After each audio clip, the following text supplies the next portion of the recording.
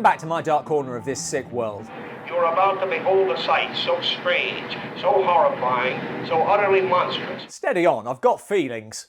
1967's She Freak is a loose remake of Todd Browning's controversial 1932 shocker Freaks, while missing almost everything that was important about that film. Even I'm never gonna be somebody.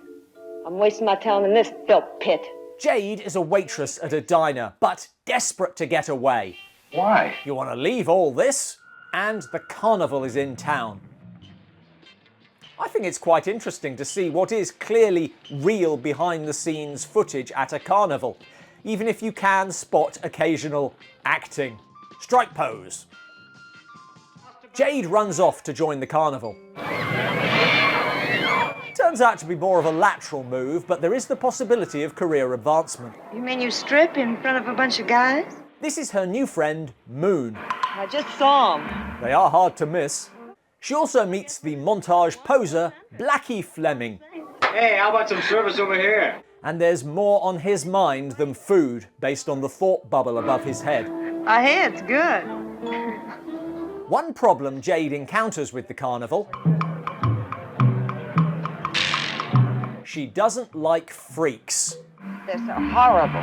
Freaks is the word they use, so for the avoidance of confusion, we're going to use it too. Jade explores the dating possibilities of the carnival. I just might have to stake out that little country girl for myself. Settling on Steve, even though he runs the freak show, and after a bit of flirting, Steve puts the moves on her.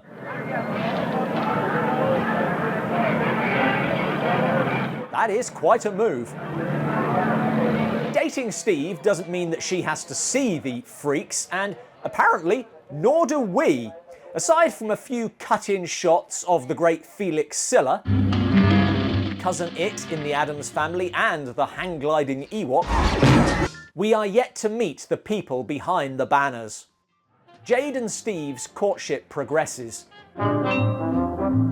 overwhelmingly in musical montage.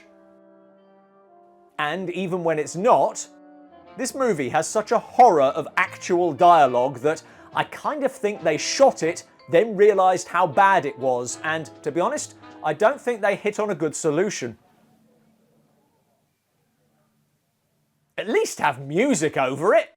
Despite her relationship with Steve, Jade is still drawn to Blackie's van. Oh, this is delightful. Have you considered turning it into an Airbnb? And we all know where this is going.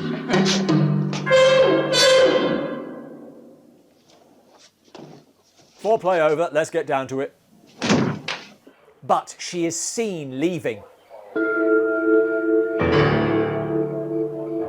I'd almost forgotten her phobia. Steve and Jade decide to get married. I think. I can't be sure. Ah, yes, there they go. Who's she waving to? There's no guests. They settle into married life. I sort of assumed once we were married I wouldn't have to pay for it. But the lure of Blackie remains.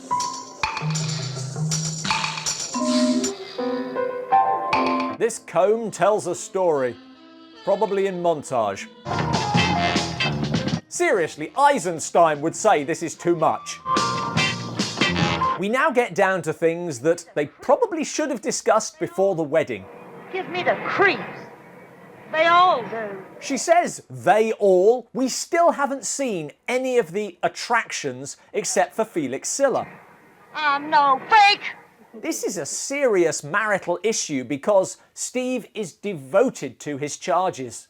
Parents who were cruel or ashamed of having produced a child unlike others. Honey, this is some awful pillow talk, just dreadful. Steve treats his carny colleagues like human beings. You know what I said to him? Look, fella, you think you're the only handicapped person in the world? Well, stop sitting there feeling sorry for yourself. Now get in the tent and dance. Shorty, that's the name of Felix Siller's character, it's not my fault, tells Steve about Jade and Blackie. Or possibly insults his mother, we'll never know. Blackie visits Jade. Mr. Fleming, you're trying to seduce me. As he leaves...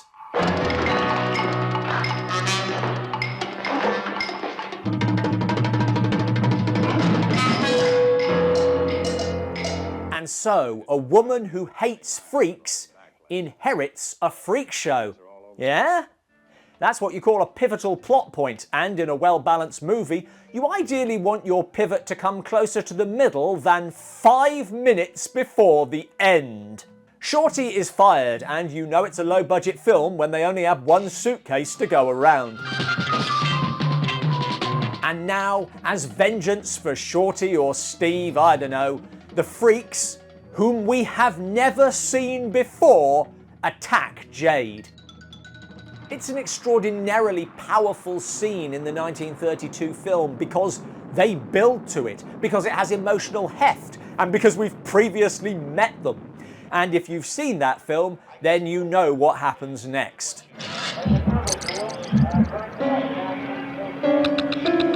Something else that, arguably, you do have to build towards.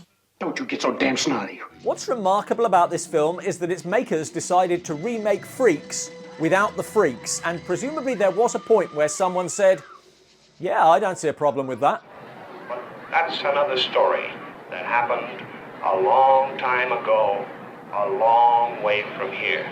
We're going to use it too. Shit. She puts the moves on him. No, that's wrong. But, and in a well-balanced film, you ideally want your pivot... It's an extraordinarily powerful scene in the 1932 film because... Shit.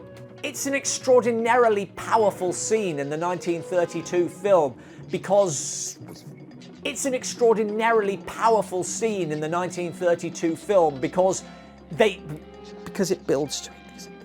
And because we've previously met them. That's not the end of the line. Thanks for watching. If you're one of us, then join us on Patreon. Buck Rogers, Spaceballs, what are your favourite performances by Felix Siller? Let us know in the comments below. You get out of here, you carnival tramp.